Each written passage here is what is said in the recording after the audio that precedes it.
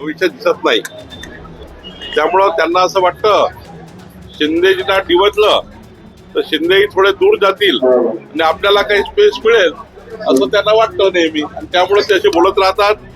खरं तर आता उद्धव ठाकरेंनी या महाराष्ट्रामध्ये त्यांचा पक्ष वाढवण्याकरता काम केलं पाहिजे. जसं आमचा लोकसभेला पराभव झाला, आम्ही जनतेमध्ये गेलो आणि बहुमत मिळालं.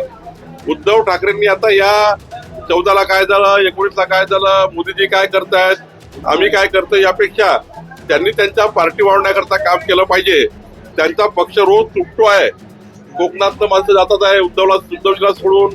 काल नाशिकमधनं गेले, मुंबईतनं गेले, नागपुरातनं गेले. उद्धव ठाकरेंनी त्यांच्या राहिलेल्या कार्यकर्त्याला सांभाळण्याकरता काही वेळ दिला तर काही पार्टी तरी त्यांची वाचेल. नाहीतर पार्टी रोज त्या ठिकाणी फुटतायत. आता सांगलीमध्ये त्यांचे एक मोठे नेते निघून गेले.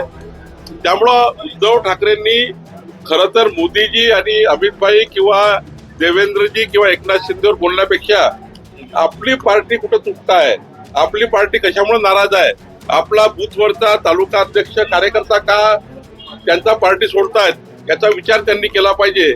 याकडे जास्त लक्ष उद्धव ठाकरेंनी दिलं पाहिजे.